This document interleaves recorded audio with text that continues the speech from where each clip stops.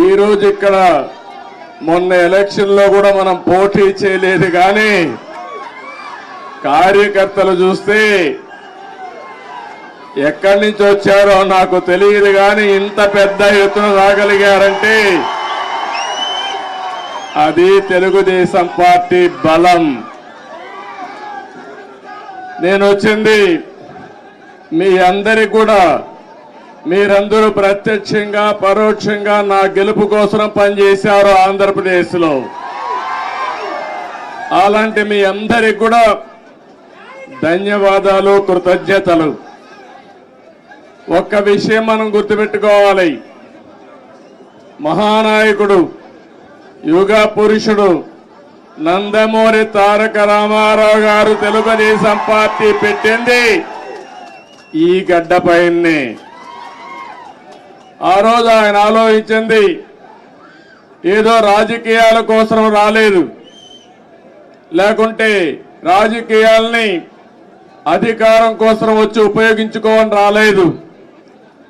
తెలుగు జాతికి అన్యాయం జరిగింది, నా జాతిని కాపాడుకోవాలని ఏకైక లక్ష్యంతో ఎన్టీ రామారావు గారు వచ్చారు.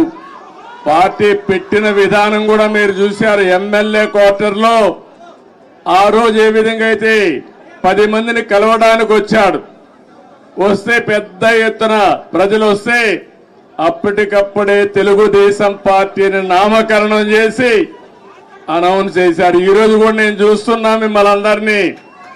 మిమ్మల్ని చూస్తా ఉంటే మళ్ళీ తెలంగాణ గడ్డ పైన తెలుగుదేశం పార్టీకి పూర్వ వైభవం వస్తుంది.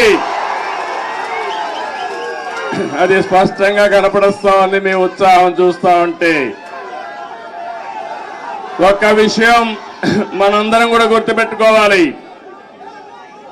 ఈరోజు 2 రాష్ట్రాలు విభజన జరిగినప్పుడు కూడా నేను ఒకటే ఆలోచించాను, నాకు ఇటు తెలంగాణ అటు ఆంధ్రప్రదేశ్ 2 కళ్ళు లాంటివి.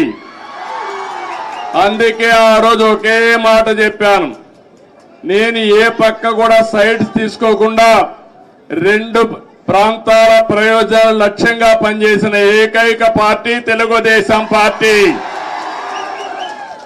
తెలుగు జాతి ఐకమత్యంగా ఉండాలని ఆ రోజు ఆలోచించా, ఈ రోజు ఆలోచిస్తున్నా.